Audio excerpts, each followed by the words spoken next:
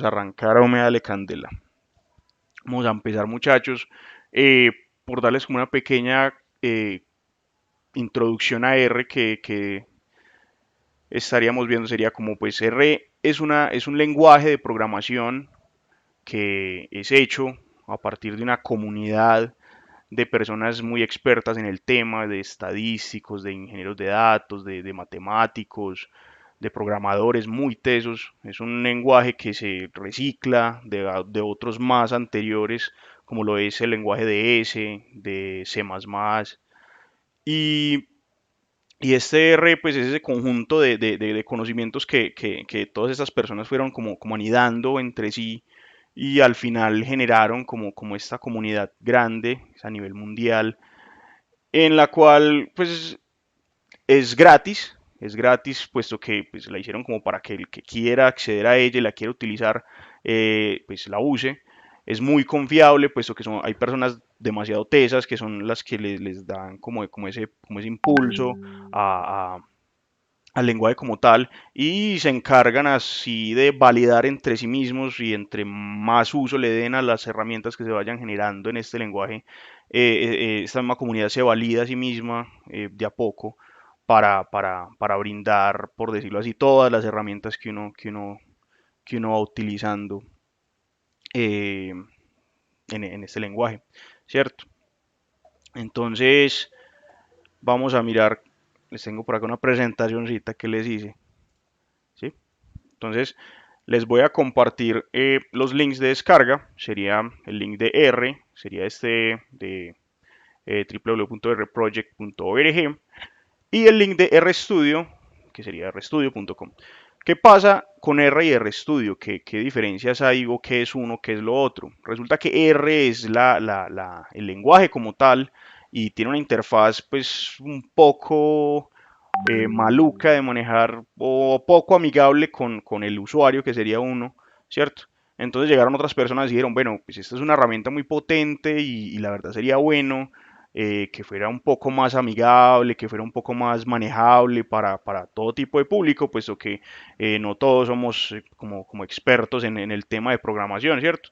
Entonces llegaron esas personas y crearon esta herramienta llamada RStudio, que simplemente es una interfaz que me permite interactuar con el lenguaje de R, ¿cierto?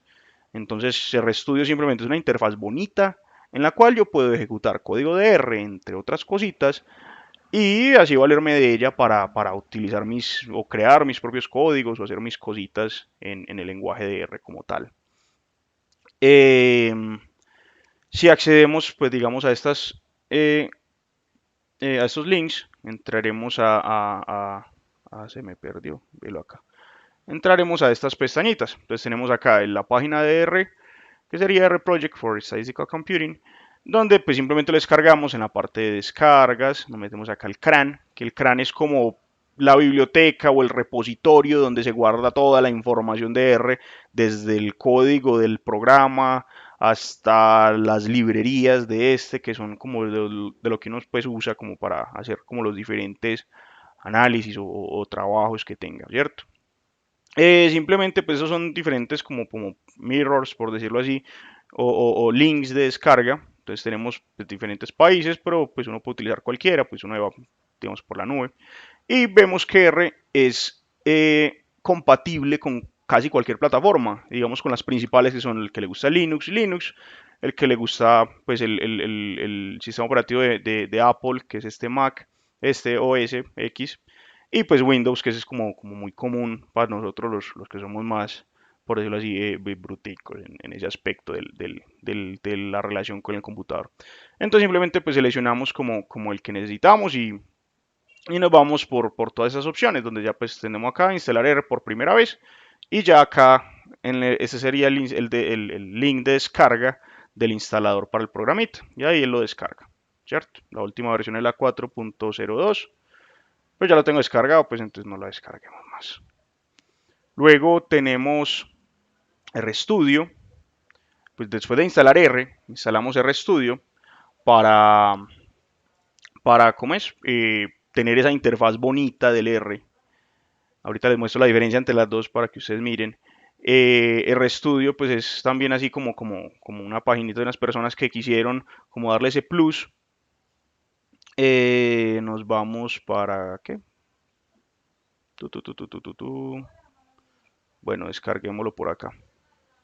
Tan.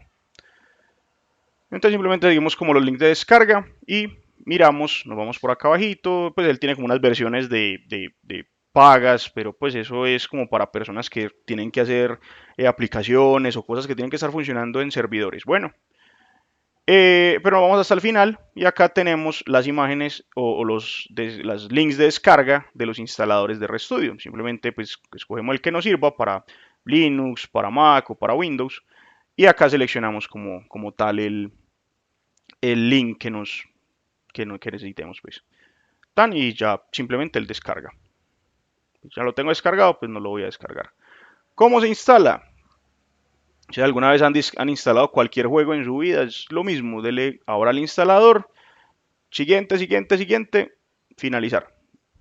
¿Cierto? Pues no tienen como mayor, pues no tienen como cositas específicas que hay que tener en cuenta, no, simplemente se instala como cualquier otro programa. Eh, bueno, les voy a mostrar entonces las interfaces de R y de RStudio. Entonces tenemos acá una interfaz de RStudio, donde ¿qué tendríamos acá?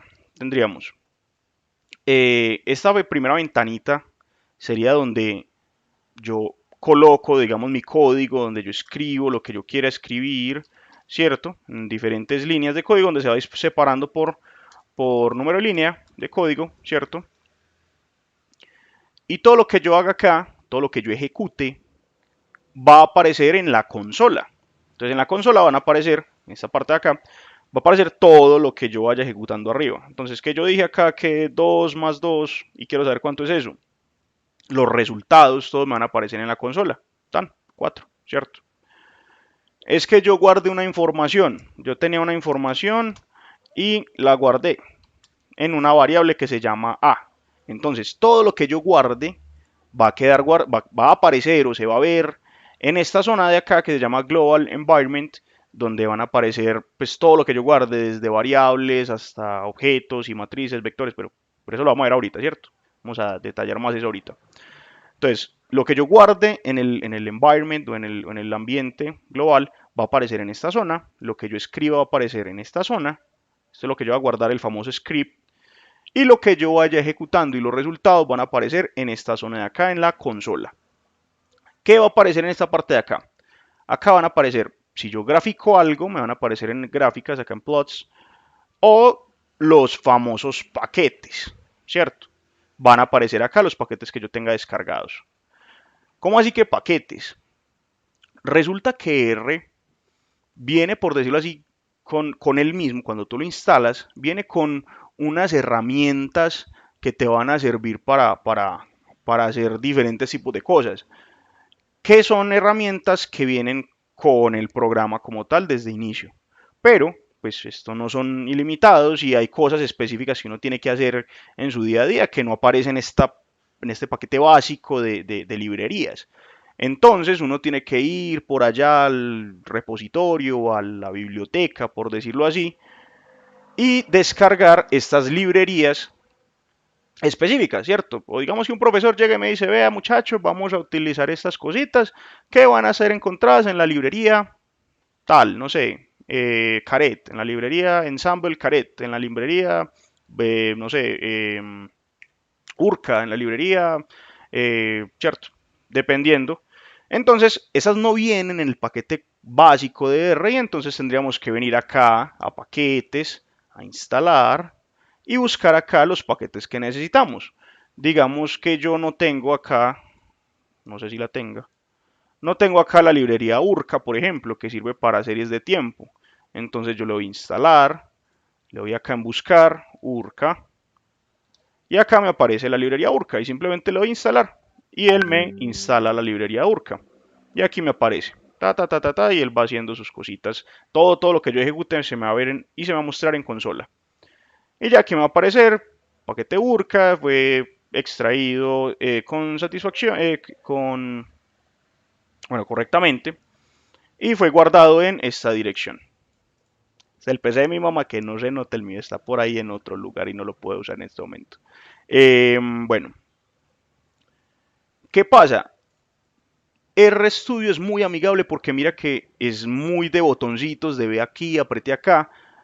Si yo fuera a hacer esto, si yo lo hiciera de forma estricta o manual, yo debería de coger y ejecutar esa sentencia donde yo tengo que llamar la función install package y entre paréntesis y comillas colocarle el nombre de la librería que quiero descargar, ¿cierto?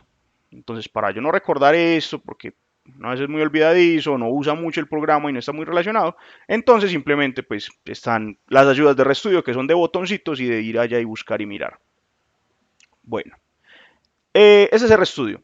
R es de la siguiente manera. R es esto, ¿cierto? Donde solo vas a tener acceso a la consola y al script, ¿cierto? Entonces acá ejecutas tu script, tu código, tus cositas y a medida que lo vas ejecutando todo el programa o no, yo creo que línea a línea también sí tiene que ejecutarse también línea a línea, ¿por qué no? Todo aparece en la consola, pero no vas a poder ver ni lo que tienes guardado en memoria RAM, pues el environment, lo que tengas guardado, no lo podrías ver, no vas a tener diferencias entre líneas, ni saber que es que está la línea 1, está la 3, no vas a poder saber qué paquetes tienes cargados, qué paquetes tienes disponibles, ¿cierto? Es menos cómodo el R que el RStudio. Entonces, pues gracias a esa situación fue que estas personas decidieron coger y ejecutar o crear esta herramienta de RStudio que la verdad es muy bacana y muy amigable de usar. Yo la tengo así en negrito porque me gusta y es más amigable con cuando uno lo utilizan por mucho tiempo, porque el color que el trasfondo blanco, ¿cierto? El blanco lo aporrea a uno visualmente muy maluco. Bueno, entonces ya que tenemos como esa relación o ese acercamiento a R y a RStudio, entonces vamos a mirar en sí que compone el lenguaje de R, ¿cierto? ¿Cuáles son como esas partes básicas de lo que nos vamos encontrando en el lenguaje de R como tal? ¿Tan? Vamos a hablar entonces de las clases de objetos en R, ¿sí? Resulta que un objeto en R es una estructura que puede tener muchas clases, pueden ser pues de muchas clases, de muchas formas, y tener tipos de estructura diferentes, como por ejemplo vectores, matrices, listas, data frames, que serían las bases de datos.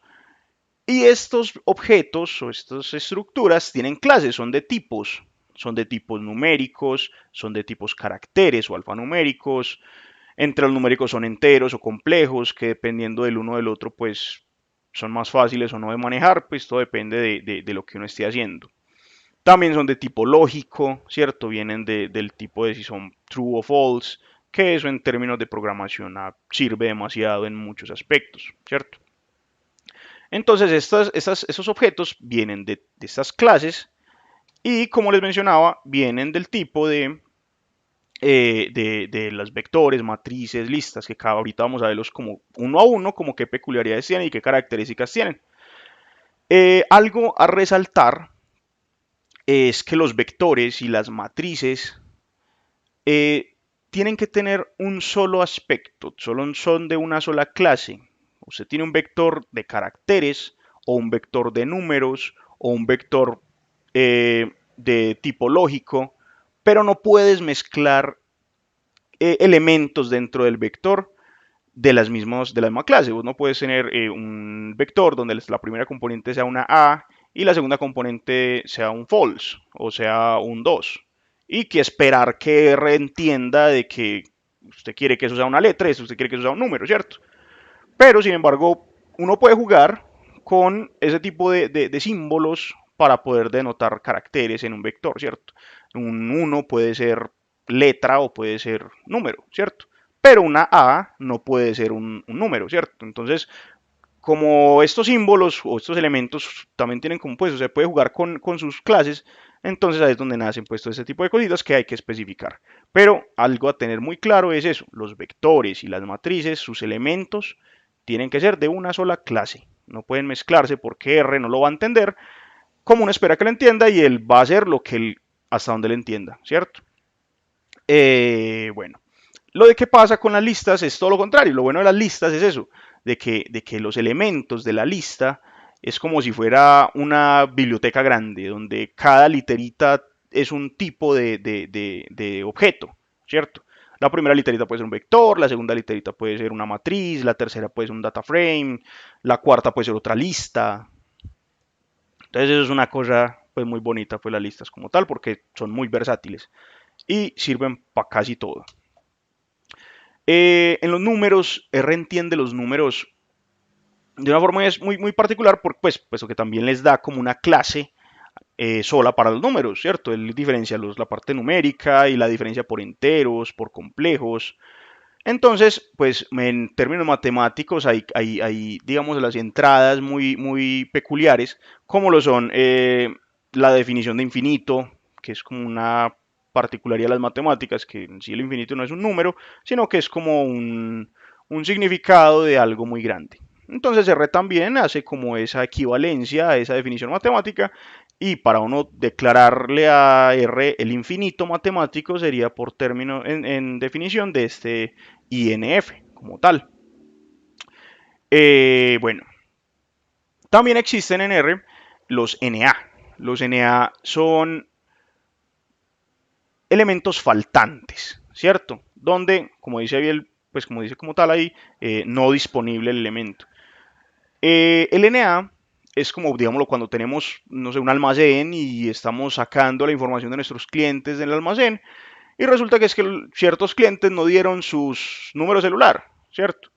Entonces, a la hora de meter esa información en R, como donde están esos valores faltantes, se lo va a interpretar como un not available o NA, que eso es como lo tomaría R. Lo que es muy diferente de un NaN, un NaN.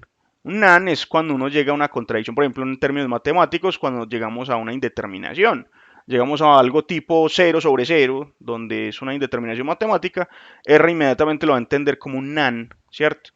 ¿Qué pasa? Un NaN es un Na porque no existe o no está el valor, pero un Na no es un NaN, ¿cierto? Simplemente el valor no existe, no quiere decir que no sea un número o que sea una indeterminación como tal. Entonces esto se va a encontrar uno de ahí para arriba lo que uno quiera en todas las materias que uno, pues en las cuales uno utilice bases de datos o información y que la quiera trabajar en R como tal, van a aparecer valores faltantes, van a aparecer indeterminaciones y la idea es entender qué significa cuando uno ve en la base de datos en la fila 3 o hay un NA, ¿qué es eso? ¿Cierto? Eso es un NA como tal. Si uno quiere especificar un entero, yo le digo a R que el 1 es 1 entero, entonces uno le especifica ello con una L al ladito. Hay cosas muy específicas que a veces se necesita, entonces es mejor como dejarlo ahí claro, ¿cierto? Ahora, los objetos tienen atributos, ¿cómo así? Tienen nombres, yo quiero saber qué clase es un objeto cuando yo no lo declaro, sino que sale por defecto de una función o de una operación que hice entre objetos y me salió algo como producto, como resultado. Entonces yo quiero saber qué tipo de o qué clase es ese objeto, si es numérico, si es alfanumérico, si es lógico. Yo quiero saber las dimensiones de ese objeto, yo quiero saber el vector qué longitud tiene, yo quiero saber las dimensiones de mi matriz, yo quiero darle nombres o quiero mirar qué nombres tiene ese objeto como resultado de una función, de algún tipo de operación que haga. Entonces, esos objetos tienen atributos que se pueden observar o se pueden extraer a partir de estas funciones, donde la función atribute me brinda como tal esa listica detallada de lo que tiene un objeto como tal. ¿Cómo así? Miremos a ver cómo sería eso. Digamos que yo tengo una matriz. Ahorita le especifico todo pues como tal de cómo se asignan las cositas y cómo se sacan. Yo tengo una matriz de, no sé, 2 columnas. Entonces, si yo utilizo la función atributes de mi matriz, entonces ella me va a decir las dimensiones de la matriz. La matriz va a tener 5 filas y 2 columnas. Y así sucesivamente con todos los objetos que yo saque. Entonces yo quiero saber cuál es la clase del objeto A porque no sé, salió producto de una función o de una operación. Entonces me va a decir, eso es una matriz como tal. Y así sucesivamente. Así es que nos sirven como este tipo de cosas. O yo tengo un vector y quiero saber la longitud, entonces yo utilizo la función length y eso me brinda como el tamaño del vector como tal. Entonces esos objetos tienen atributos que yo puedo explorar a partir de estas funciones que tenemos acá. Bueno, como vean ahorita, entonces yo nombraba variables o matrices o vectores a partir de una flechita. ¿Qué pasa? R tiene como esa particularidad que la asignación de algo darle este valor a una variable, a un nombre, a lo que tenga relación conmigo y al problema, yo lo hago a partir de una flechita, que se crea a partir del menor que y un menos, y todo hacia donde apunte la flechita es lo que va a tomar el valor, y lo que esté al otro lado de la flechita es lo que va a tener como esa asignación. Yo lo puedo hacer de izquierda a derecha o de derecha a izquierda, no importa, pero pues por conveniencia y digámoslo así, orden o simplicidad, pues lo mejor es hacerlo de derecha a izquierda, ¿cierto? Como lo vemos acá, yo a A le coloqué la asignación de que fuera una matriz de este tipo, ¿cierto? Lo hago con esta flechita, no se acostumbra porque son como dos tecletas que están muy cercanas en el teclado. También se puede utilizar el igual, ¿cierto? Yo puedo decir que A es igual a esa matriz, ¿cierto? Y no pasa nada.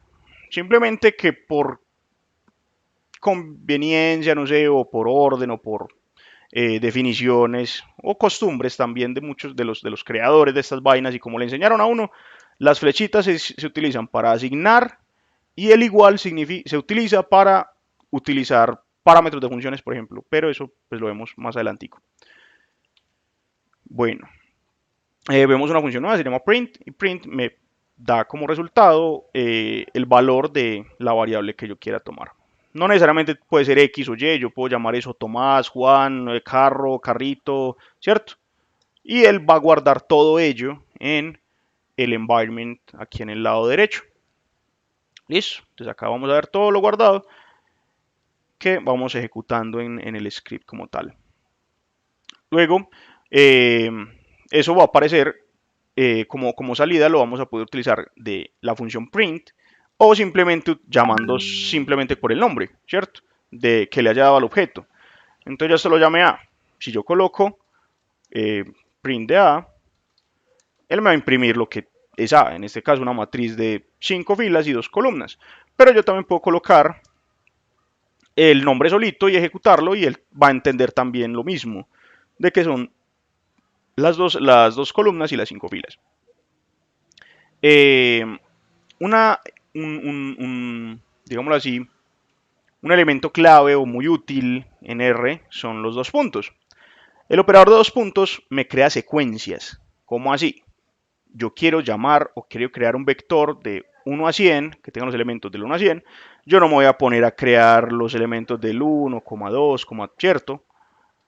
Simplemente, pues yo con 2 puntos creo secuencias. Eso es muy útil porque eso a veces nos sirve mucho en muchas situaciones, ¿cierto? Curiosamente, entonces eso me crea vectores con elementos enteros, ¿cierto? Si yo guardo esto, no lo quiero llamar, no sé, mi secuencia. Mi secuencia van a tener los valores del 1 al 100, pero tiene la particularidad de que este operador 2 puntos me crea secuencias donde sus elementos son enteros.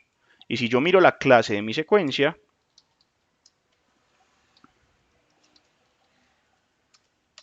va a ser de tipo entero, ¿cierto?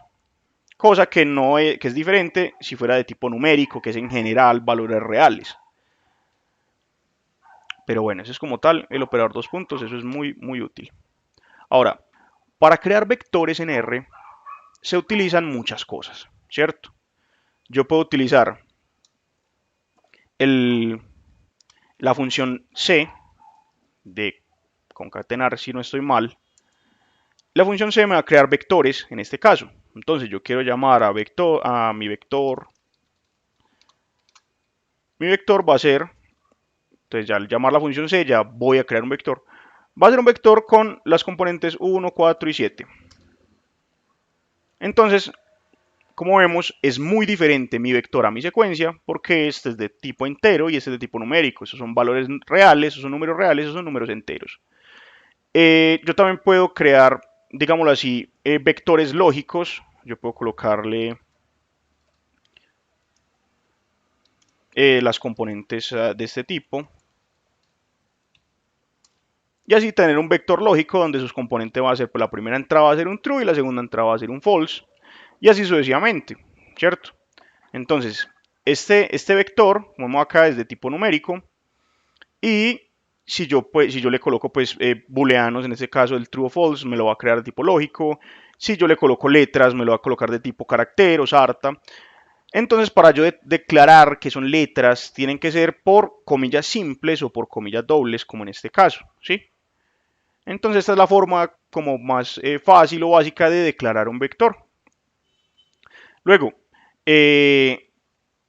como vemos ahorita, hay otros tipos, que son las de utilizar los dos puntos, que es lo que me genera secuencias de un número inicial hasta un número final, o con la función vector, yo creo vectores de ceros de el tipo que yo quiera, numérico, alfanumérico, booleano, del tamaño que yo quiera, ¿cierto? Esto a veces es muy útil cuando yo voy a hacer iteraciones y quiero ir rellenando mi vector de a poquito.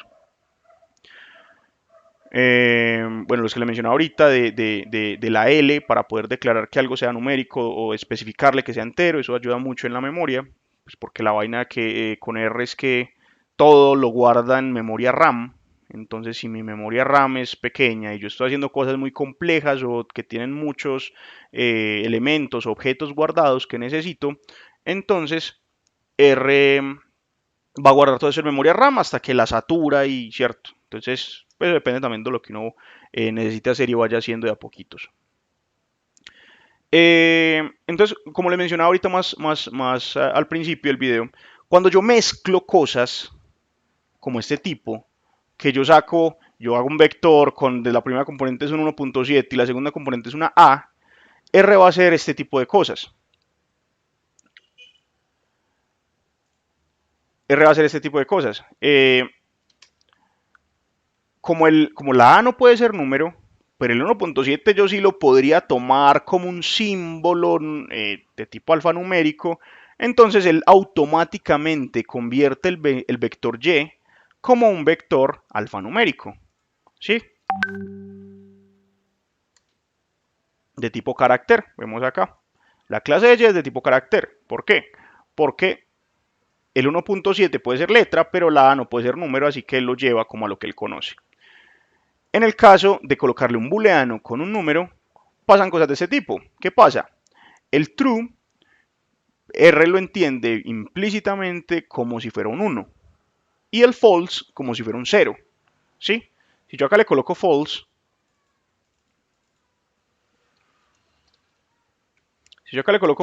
él lo va a entender como si fuera un 0. Entonces, pues se puede hacer como esa conversión implícita ahí entre sus componentes y así hace generar un vector numérico en este caso. Chip numérico.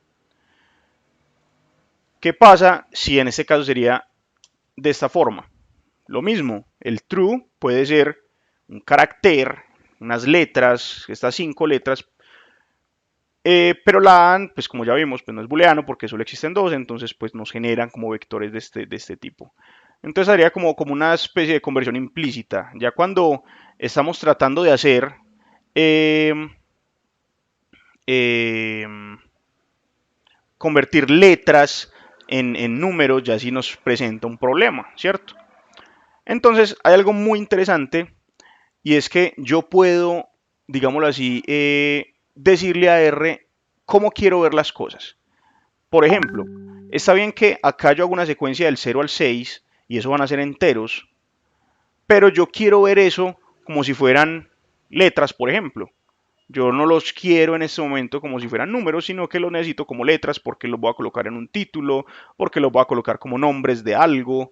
Entonces, con las funciones as.character, complex, numeric, integer, yo puedo convertir o cambiarle la clase a un objeto que ya está predefinido o predeterminado de alguna forma diferente, ¿cierto? Como en este caso que vemos acá. Pero, como veamos ahorita, con las letras pasa todo lo contrario. Las letras son letras y no pueden tomar otros valores diferentes. Entonces, simplemente, si yo le digo un vector que es de la forma ABC, que tiene esas componentes, y yo le digo, ves que eso, yo quiero que esos sean números, pues R va a decir, hermano, eso no pueden ser números. Entonces me lo llena con NA, como vemos acá, o si los transformo como booleanos, o si los transformo como complejos, ¿cierto? Entonces son como cositas a tener en cuenta. Bueno, eso es como el caso de los vectores. Las matrices son, entonces podemos hacer como el símil con lo que conocemos de álgebra. Serían como vectores que se pueden tomar como vectores fila o vectores columna y se declaran por la función matrix. La función matrix va a tener unos parámetros, como lo vemos acá, como el nrow o número de filas, o el encol, que sería el número de columnas, ¿cierto? Lo que les mencionaba ahorita, la asignación se hace por flechas, pero el igual se utiliza para darle el valor que yo quiera que tome un parámetro de una función. En este caso, la función matrix, que me da como resultado una matriz, tiene parámetros de número de filas, número de columnas, de datos, o si lo quiero llenar por filas. Y estos parámetros se les da la equivalencia o su valor por el igual. La matriz tiene atributos como lo veíamos ahorita del dim, que me da el orden de la matriz, ¿cierto? Me dice si es de cuántas filas y de cuántas columnas. Entonces, la primera componente de la función matriz, yo le puedo brindar los datos que van a tener la matriz como tal. En este caso, pues yo voy a llenar la matriz con la secuencia del 1 al 6 y yo quiero que esta tenga 2 filas y 3 columnas. Lógicamente, esta combinación de filas y columnas tiene que tener coherencia con la cantidad de datos que tenga, ¿cierto? Bueno, yo puedo convertir vectores en matrices, ¿cierto? ¿Cómo así? Si yo tengo esta secuencia de vector, que sería una secuencia del 1 al 10, como la vemos acá, al yo decirle, vea, es que la dimensión de m realmente es de este tipo, de 2,5, mire que lo denoto con un vector, porque voy a tener que declarar las filas y las columnas, entonces él automáticamente me lo convierte en una matriz, donde va a estar partida en estas 2 filas y en estas 5 columnas, ¿cierto? Como yo se lo especifica acá. Entonces son como peculiaridades, yo puedo jugar con ello. ¿Qué pasa? Yo también puedo crear matrices a partir de concatenar vectores que tengan la misma dimensión, ¿cierto? Eso es algo muy peculiar que hay que tener en cuenta. Las matrices, pues no hay columnas de la matriz que tengan más fila, más elementos que otras, ¿cierto? Entonces, yo para concatenar vectores, pues esto tiene que tener esa peculiaridad que tengan la misma dimensión como tal. Y lo voy a hacer por esa función que se llama cbind, que sería como pegar por columnas, ¿cierto? Donde se coloca el primer vector y ese va a ser como la primera columna, el segundo vector va a ser la segunda. Y algo muy interesante es que va a adoptar los nombres del vector que yo esté combinando. En ese caso, él está guardando que esta columna se va a llamar X y esta columna se va a llamar Y, ¿cierto? Eso es algo que no teníamos desde antes. Mira que las columnas antes tenían como su posición como tal. Vea la fila 1, tan, la fila 1, la fila 2 y la columna 1, la columna 2. Pero en ese caso ya le estamos dando nombres a las columnas al concatenarlos con este cbind. Yo también lo puedo hacer con un rbind que me va a hacer lo mismo. Me lo va a pegar, espero, por filas. Y va a entender que esos son filas y donde las columnas van a ser como el número de componentes que tengan los vectores. Y también van a heredar el nombre de las filas, ¿cierto? no quiere decir que yo después no vaya a poder llamar esta columna por su primera posición. Simplemente tiene un nombre por, digamos así, facilidad y comprensión de cada uno de nosotros, ¿cierto?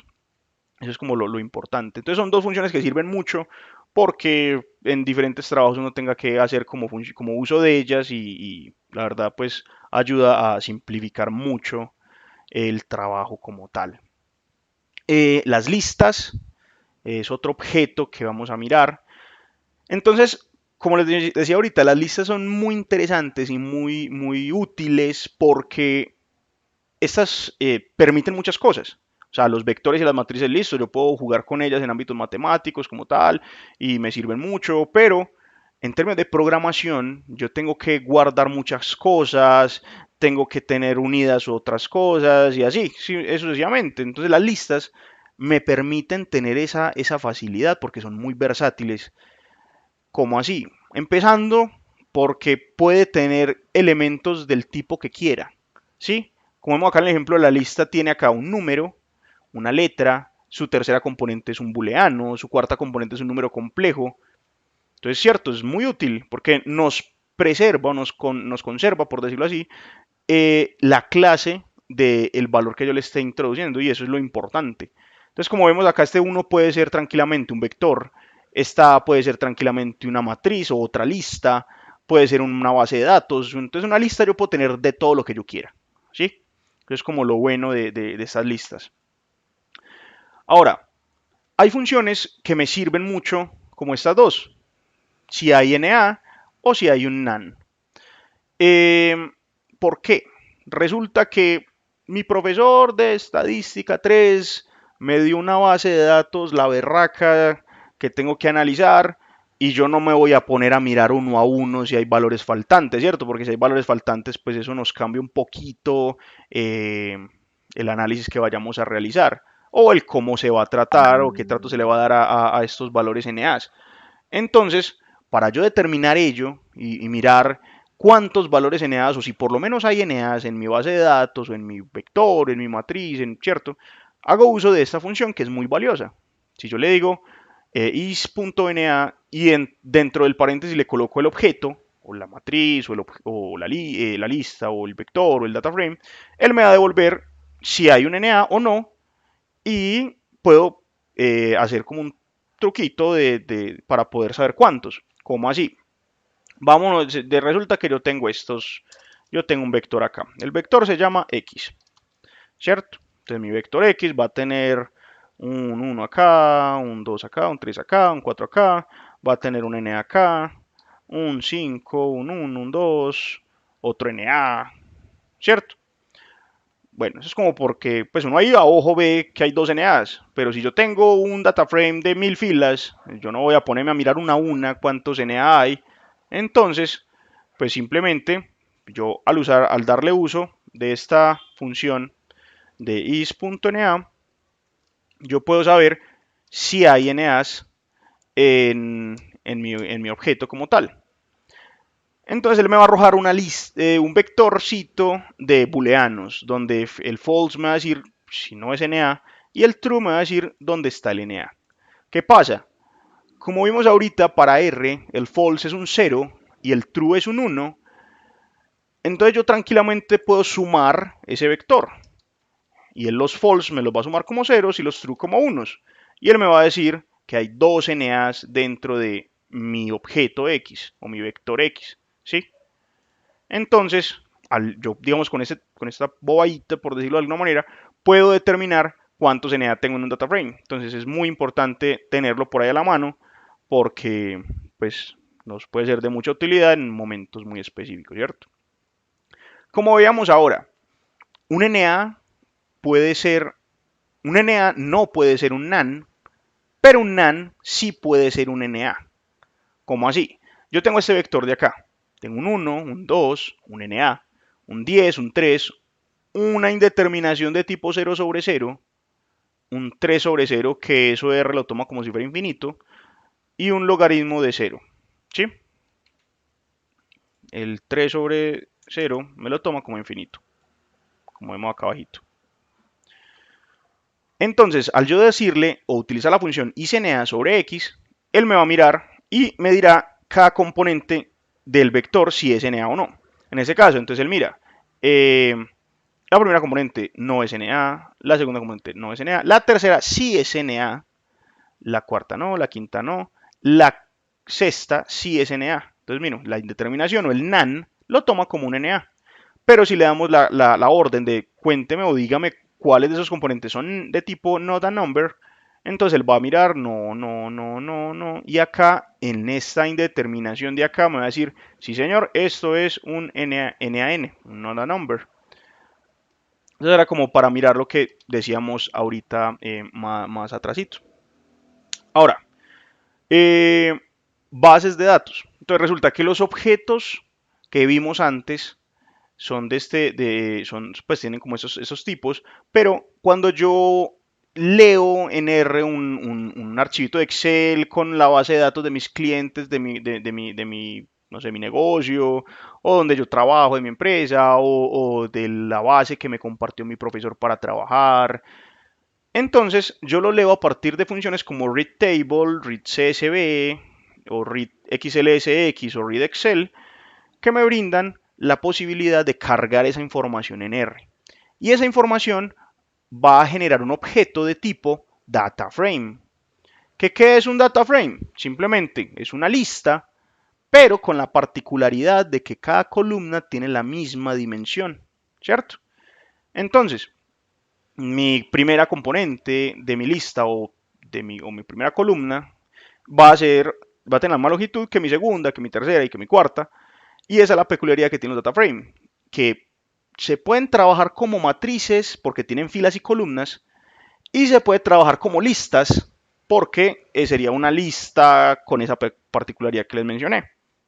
Entonces muy muy bacano y muy importante porque las matrices tienen como formas o atributos que yo puedo utilizar en mi data frame, y las listas también tienen como cositas que las matrices no tienen, que también puedo utilizar dentro de mi data frame, y eso es como lo importante. Eso es como lo más que uno, pues de las cositas que uno más utiliza en R, que es esos objetos de tipo data frame, ¿sí?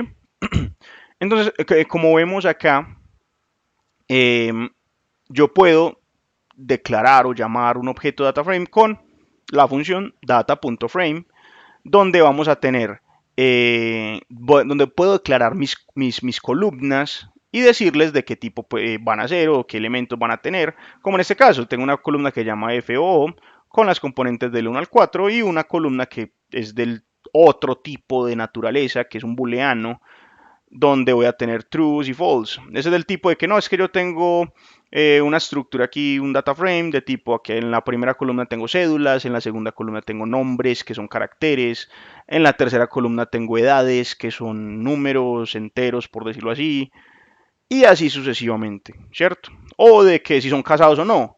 Entonces, para no colocarle un sí o un no, pues les puedo poner un true y un false para ser cierto. Entonces, ese es el data frame. Yo puedo mirar con el comando enrow el número de filas que hay en el data frame y con el encall el número de columnas que hay en el data frame. Eso sirve mucho cuando tiene cosas grandes, ¿cierto? Pues cuando son así pequeñitas, uno a ojo va y cuenta y ya. Pero cuando son cosas grandes es que, ay, es que mi profesor dijo, vaya y vaya a la página del DANE o de la DIAN, no, del DANE, y descarga una base de datos de ellos, y eso son unas cosas gigantes, ¿cierto?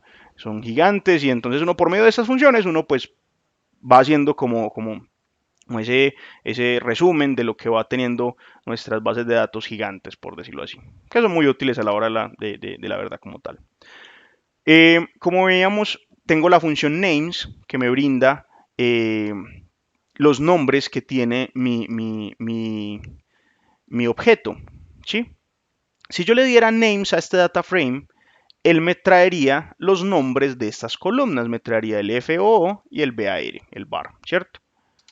Pero yo también le puedo asignar nombres a mis otros objetos, a mis vectores, a mis matrices, como vimos ahorita, que cuando cogíamos un vector con un nombre y otro vector con otro nombre y lo concatenábamos en una matriz, nos salía unos nombres en esas columnas. Pues yo puedo editar, por decirlo así, o meterle la mano con esa función names, seguido de un vector, como vimos acá con la función c y entre paréntesis, y así voy a poder crear los nombres que yo quiera y que sean, digámoslo así, útiles para mis análisis, ¿cierto? Porque yo necesito identificar esos valores y quiero, ¿cierto? Los quiero utilizar. Entonces, por medio de esa función names, es que voy a poder como hacer uso de ello. Ahora, en las listas también tienen nombres, ¿cierto? Antes es muy útil que la lista tenga un nombre, que los elementos de la lista tengan un nombre, porque así yo puedo identificar dentro de ese mar de cosas que vaya a tener ahí, como las características o los parámetros de estos nombres, de estas listas como tal. Y lo voy a llamar a partir del símbolo pesos, ¿cierto? Si yo le hago lista pesos nombre de elemento, él me va a traer lo que hay dentro de ese elemento. Como vemos, digámoslo acá, yo acá tengo mi lista ASD, donde su primera componente A va a ser una secuencia del 1 al 400 y donde su segunda componente simplemente va a ser un vector de tipo true y false. Entonces, algo a considerar acá. Algo muy útil es esto. Yo no tengo que copiar todo el nombre de true y todo el nombre de false para darle a R como esa indicación. Yo siempre me coloco una T mayúscula y una F minúscula, una F mayúscula, y él lo va a entender y lo va a interpretar. Eso es como lo importante. Entonces, si yo corro esto y yo llamo la primera componente, yo quiero llamar la primera componente y la quiero tener a la mano, simplemente con el operador pesos puedo darle como entrada a esas componentes de la lista, ¿cierto? Como vemos acá. Yo simplemente para poder traer lo que hay dentro de las listas hago uso de este símbolo de pesos. Lo mismo con las matrices, como les mencionaba ahorita. Las matrices pueden tener nombre, sus columnas y sus filas, donde para llamarlas o para darles nombre como tal voy a hacer uso de este dimNames, puesto que el atributo de nombres para matrices se utiliza a partir de esta función, no de names, ¿cierto? Esa peculiaridad o esa salvedad. Y se hace a partir de este tipo de combinación de listas, porque así le voy a brindar los nombres de las filas, columnas. En R también está esa, digámoslo así, esa asignación en orden de que primero se nombran o se enumeran las filas y luego se usan o se enumeran las columnas, ¿cierto? Separado siempre por una coma. Ahora, ya vemos que tenemos un montón de objetos y que los podemos utilizar de muchas maneras. Resulta que hay algo que es muy frecuente y es que yo necesito extraer elementos específicos de mis objetos. Yo tengo mi vector y quiero saber cuál es la componente número 15 de mi vector, ¿cierto? Tengo mi matriz y quiero saber cuál sería la componente de mi fila 13 y columna 2, ¿cierto? Entonces también tengo mi lista y quiero saber qué tiene la componente 3 de la lista y así sucesivamente con los data frame. Entonces yo me valgo de estos corchetes, creo que son los corchetes, yo no me acuerdo de las cosas, pero llamémoslo corchetes, que no sé si se llaman así. Me hago uso de estos corchetes y a partir de ellos yo puedo ir a buscar o decirle a R, vaya tráigame el valor de tal posición, ¿cierto? A ese numerito, el del cual estoy diciendo la posición, lo vamos a llamar índice, ¿sí? Y a esta acción de ir a buscar, vamos a llamarlo indexar. Bueno, entonces, para indexar un vector, yo quiero saber la componente 15 de mi vector, entonces yo le doy, pues digámoslo así, por consola, ese valor de 15 a mi vector por medio de la indexación de esos corchetes y él me va a traer el resultado como tal. Para los data frame y para las listas, yo puedo utilizarlo, como un data frame se puede utilizar como matriz o como lista, dependiendo de lo que yo quiera usar. Entonces, yo puedo utilizar el doble corchete o el corchete o el símbolo pesos para llamar columnas. Y para las listas puedo utilizar el símbolo pesos para llamar elementos de esa lista como tal. Pero también puedo utilizar, digamos, los corchetes. Todo es como según como lo tenga en ese momento. Entonces, como vemos acá en el ejemplo, tengo mi vector de caracteres A, B, C, ta, ta, ta. Y quiero saber cuál es mi componente número 1 de mi vector. Entonces, pues yo le digo o indexo el valor de la primera componente y él me va a traer como resultado el valor que tiene como tal el vector en ese espacio. Lo mismo con la segunda componente. Y al yo tener acá dentro de esta indexación un número, pues yo puedo jugar con todo lo que yo ya sé de números de R, ¿cierto? Entonces yo sé que yo puedo generar secuencias con 2 puntos, porque no puedo indexar y traerme las primeras 4 componentes de mi vector X, ¿cierto? Entonces este tipo de cosas se pueden hacer. O no, yo necesito la primera y la sexta. Entonces yo simplemente genero un vectorcito acá donde sus componentes sean el 1 y el 6 y así los coloco dentro de esos corchetes en el objeto y él me va a traer la primera y la sexta componente, ¿cierto? Eso en el caso de los vectores, que es como simple, porque es una dimensión, simplemente es la primera o la última componente y sus valores intermedios. Pero si tengo una matriz, se complica un poquito, porque ya tengo que jugar con qué columna o qué fila tengo, por decirlo así, que buscar. Entonces, ¿qué pasa? También puedo indexar, por, eh, digamos así, valores lógicos o expresiones lógicas.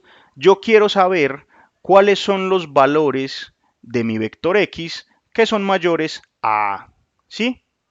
Entonces, cuando yo digo esta acción X mayor a A, él lo interpreta con el abecedario, ¿sí? Entonces me va a decir cuáles son los valores que son mayores a A y me los va a colocar como un true o un false. En este caso, pues la A es la A y no colocamos un igual. Entonces, aquí me va a colocar un false, un true, true, true y false. Entonces, si yo indexo un vector con este tipo de acciones o este tipo de sentencia, él me va a traer todos los elementos donde la sentencia sea verdad. O en ese caso, donde estén en el punto donde estén los true. Y así me va a extraer las componentes del vector, donde se me cumpla la condición que yo le esté dando. Eso es muy útil. ¿Por qué? Porque yo tengo mi base de datos y quiero saber cuáles son los clientes que son mayores a 25 años. ¿Sí? Entonces yo le declaro la sentencia a R de que me traiga los clientes donde sean mayores a 25 años y él me los va a extraer toditos acá. ¿Sí? Como esto es una acción, y esto me genera esta acción, me genera un vector booleano, yo ese vector lo puedo guardar tranquilamente en otra variable y así indexar a partir de esa variable, ¿cierto? Entonces uno va ahí jugando con las diferentes cositas que le va saliendo y le va a obtener exactamente o va a generar el mismo resultado como tal. Ahora, en el caso de las matrices, como les mencionaba, hay un juego de filas y columnas, ¿sí? Entonces, en este caso, tengo que darle o especificarle de qué fila estoy hablando y de qué columna estoy hablando. O si quiero traer toda una fila o toda una columna, ¿sí? Como lo vemos acá, entonces coloco los corchetes y le digo, vea, es que yo quiero traerme la información de la fila 1 y de la columna 2. Entonces esto me va a traer un elemento, pero no, yo quiero traer toda la información de la fila 1 y esto me va a traer un vector, porque toda la fila 1 en su conjunto o en su integralidad sería un vector como tal, como vemos, digámoslo acá, en esta partecita.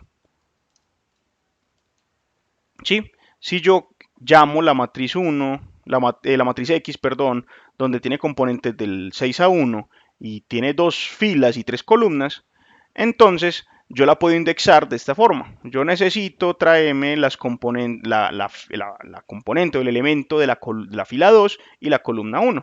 Y esta sería el 5. Y si miramos esa matriz, entonces si nos paramos en la fila 2, columna 1, nos tiene que traer este 5 de acá, que es lo que obtenemos al indexar esa posición en esta matriz.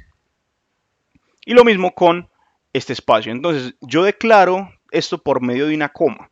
Yo especifico siempre filas, coma, columnas. Y así pues traigo eso como tal. Luego, si yo hago de esta forma y traigo simplemente la fila 1 con la columna 2, él va a traer un número. Pero yo le puedo determinar este atributo, por decirlo así, o esta función que se llama drop. Y lo que le estoy diciendo es que no, consérveme la naturaleza del objeto y yo quiero que esto sea una matriz. yo no quiero que me lo vuelvas número. Y así él lo va a dejar como en forma de matriz. ¿Sí? Entonces así es como se indexan las matrices como tal. Ahora, yo necesito indexar listas. Entonces las listas, como les mencionaba, se indexan de yo traerme la primera componente de la lista o traérmela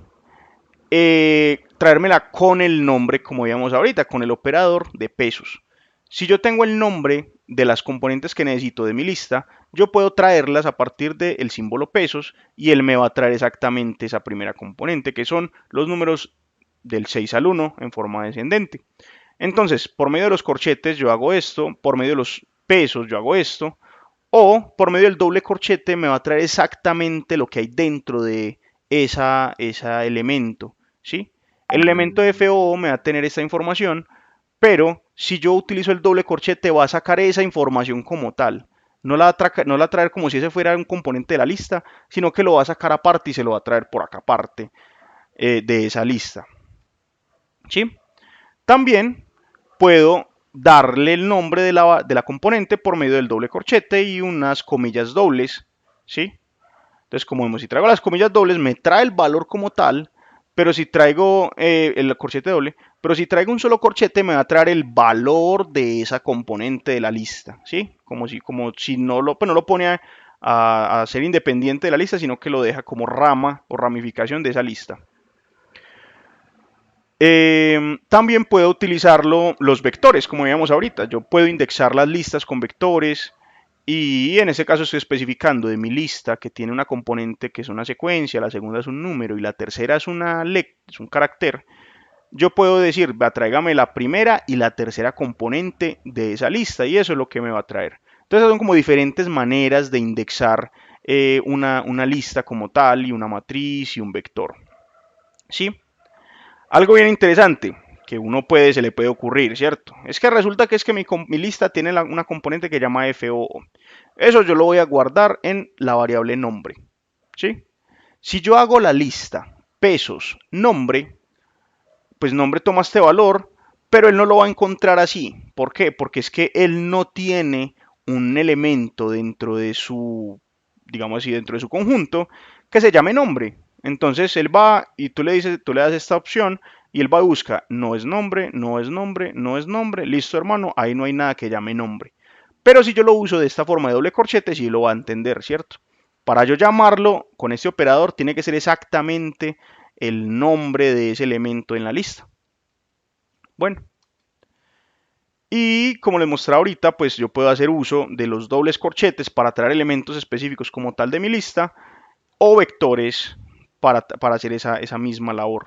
Entonces, como les mostraba, estos son como formas de indexar o de traerme elementos porque lo necesito en mis diferentes actividades de mis vectores, de mis matrices y de mis listas. Como un data frame se comporta del tipo de matriz o puedo también sacarle como de tipo lista, entonces pues puedo jugar con esa forma de indexar las matrices y las listas a estos data frame, ¿cierto? Entonces son como los objetos básicos en R y el cómo trabajar y jugar con ellos, ¿sí? Ya vimos cómo darles nombre, ya vimos cómo declararlos, qué dimensiones darles, qué características tienen, qué tipo de clases pueden tener o no pueden tener de objetos, cómo se indexan, ¿sí? Entonces eso es como lo que estamos viendo acá. Ahora, algo pues por último, casi para terminar ya, cómo ordenar cositas. Hay una función muy práctica que se llama order, que lo que me brinda es el índice en el cual deberían estar las componentes de forma ordenada. En este caso de forma ascendente. Entonces, si yo le doy order de mi vector B1, él me va a decir, vea, esta tendría que estar en la quinta posición, esta tendría que estar en la tercera, esta tendría que estar en la primera, y así sucesivamente. Entonces, si yo cojo un vector y lo indexo con esta función order que me da las posiciones donde deberían estar los elementos, él coge y me lo ordena. Tan. Entonces aquí repite el 2 y él sabe y entiende que pues, van juntos, ¿cierto? Entonces, más como a tip o a cosita práctica como a tener en cuenta. Algo que yo puedo también utilizar es este tipo de operador de pertenencia y saber si yo tengo dos conjuntos, o verlo más desde el enfoque de los conjuntos. Si yo tengo dos conjuntos, saber qué conjunto está contenido en otro. Entonces, a partir de este operador entre porcentajes unin, yo puedo saber si el B2 está en el B3. Y él me va a dar un vector de booleanos donde me va a decir si la componente de B2 pertenece a la componente de B3. Y como vimos ahorita, si yo sumo este vector resultado, me va a decir cuántas componentes de B2 pertenecen a B3. ¿Sí? Y lo mismo con B3 a B2. Yo puedo saber de estas 4 componentes cuántas pertenecen a B2. Así yo miro, ¿el 1 pertenece a B2? No, entonces false. ¿El 2 pertenece? Sí, véalo acá y acá. Entonces sí pertenece. Y el 3 sí pertenece porque está acá arriba. ¿Sí? Entonces son como cositas muy prácticas que pueden ser útiles en los diferentes escenarios que estemos usando y trabajando. Bueno, ahora vamos a mirar unas últimas cositas para terminar en R, que serían como las operaciones matemáticas como tal. ¿Sí? Yo quiero saber cómo hacer una potencia de un vector, de una matriz, y cómo resulta eso en R y cómo lo toma. Entonces vamos a declarar primero que todo unas cositas. Entonces vamos a declarar un número que sea el 2, un vector que sea una secuencia del 1 al 10 y una matriz que sean los números del 1 al 12 ordenados por fila. ¿Cómo se ve eso? El número pues va a ser el 2. El vector va a ser los números del 1 al 10 y la matriz va a ser de este tipo, donde por fila van a estar los números del 1 al 12, 1, 2, 3, 4, 5, 6 y así sucesivamente. Ahora, si yo necesito la potencia de un vector, de un número, de una matriz, simplemente utilizo el símbolo este de techito, no sé cómo se le llame, y le coloco entonces el vector, el objeto, este símbolo y la potencia a la que lo quiera elevar, y él me va a elevar a la potencia. Pero ¿qué pasa si utilizo un vector ello?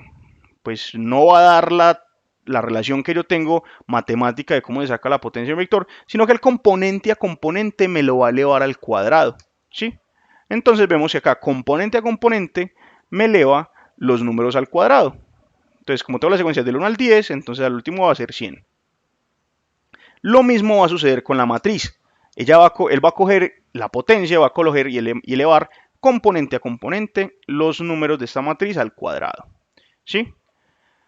El producto y la división se van a hacer a partir de este símbolo de división y el símbolo de la estrellita o el asterisquito este. Esta estrellita me va a dar el símbolo de producto.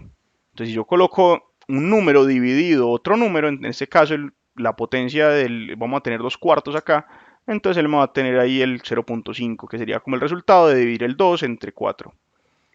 Luego, si yo tengo dos vectores, yo puedo dividir un vector con otro, ¿sí? Y lo que voy a tener es, como va a coger componente a componente los números de este vector, entonces pues como es el mismo voy a tener un vector de unos. Pero bueno, ¿qué pasa si yo tengo un vector, ¿sí? De tamaño 10 y resulta que lo voy a dividir por un vector de tamaño 3? R, ¿cómo va a entender eso? ¿Sí? Aquí yo hice una indexación de los números de las primeras 3 componentes de mi vector vectores. R va a interpretar eso de la siguiente manera. Él te va a decir primero, pilas, el vector o la longitud de uno de los vectores es mayor a la otra, ¿sí? Y él va a coger este vectorcito y lo va a repetir cuantas componentes le quepan en este otro vectorcito. Entonces, como resultado vemos que pues tenemos el 1, 1, 1 porque dividió los primeros 3 resultados. Luego aquí sigue el 4, el 5 y el 6 de este vector y lo va a dividir otra vez por el 1, 2 y 3. Entonces, 4 dividido 1, 4, 5 dividido 2, 2.5 y 6 dividido 3, 2. Y eso va a seguir replicando ese 1, 2, 3 en las otras componentes hasta donde le dé el tope, ¿sí? Entonces, ¿cierto? Como para tener cuidado en lo que estemos haciendo. Y lo mismo va a suceder con las matrices. Las matrices, si divido una matriz divida otra, pues ella componente a componente va a hacer estas divisiones como tal. Bueno, ahora resulta que yo necesito hacer un producto matricial, ¿cierto? Yo no necesito que me haga un producto de componente a componente o una división componente a componente de mis objetos, en este caso matrices o vectores. Entonces yo quiero hacer un producto matricial de mis dos matrices. Pues primero tengo que hacer que ella cumpla la condición de que, por ejemplo, eso es una matriz de 4 por 3, yo tengo que tener una matriz 3 por algo para que me dé como resultado este producto matricial y pueda tener coherencia, ¿cierto? Entonces, si yo hago este producto de una matriz 4 por 3 por una matriz 3 por 2, voy a tener al final una matriz de tipo 4 por 2, donde van a ser así, ahora sí, el producto matricial de estas matrices como tal. Pero si lo hago en términos de los vectores, voy a tener ya es el producto punto de los dos vectores. Si yo hago un vector, producto matricial, otro vector, realmente lo que estoy haciendo es un producto punto del vector con este otro. Y esto me da como resultado un número, ¿cierto? Que sería en ese caso el 385. Y luego ya la suma y la resta va a ser exactamente igual, con el símbolo más o el menos, voy a sumar y el componente a componente me va a hacer estas operaciones. Bueno, el número me lo va a restar, el vector me lo va a restar componente a componente y la matriz también. En este caso, como son las mismas, entonces pues me da 0. Ahora, por último, los símbolos de comparación, como lo son el mayor, el menor, el igual, el diferente, el mayor igual, el menor igual, en R se toma de la siguiente manera. El diferente lo va a tomar con el símbolo exclamación igual. Si yo le doy exclamación igual, R lo va a entender. Número es diferente de vectores. Entonces él me va a arrojar un vector de booleanos que me van a dar la respuesta a esta, digamos, a esta comparación. Luego yo quiero ver número es menor que número al cuadrado. Efectivamente lo es. Y lo mismo funciona para mayor igual. El igual simplemente sería como con un igual. ¿Sí? El menor, menor igual. Para decir que es igual, se utiliza la doble igualdad. En este caso, igual igual. ¿Sí? Con el igual igual, ya le estoy diciendo, este número es igual a este. No le estoy diciendo que a este número me le asigna esta equivalencia, por decirlo así. Entonces, en ese caso, él me lo va a comparar con el igual igual. Y lo mismo funciona entonces con el diferente. Y ya.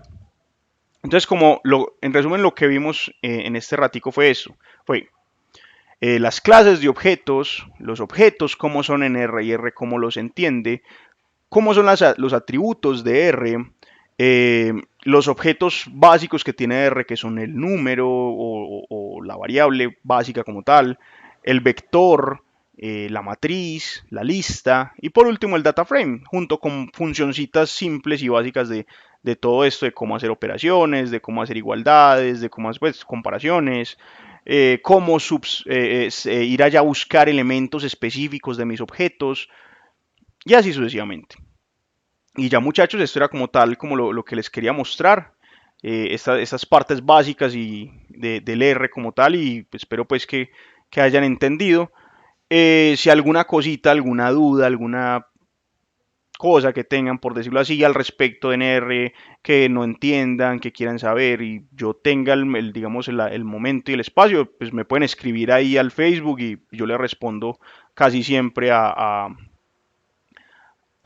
Messenger como tal, ¿cierto? Cualquier cosita me cuentan por ahí.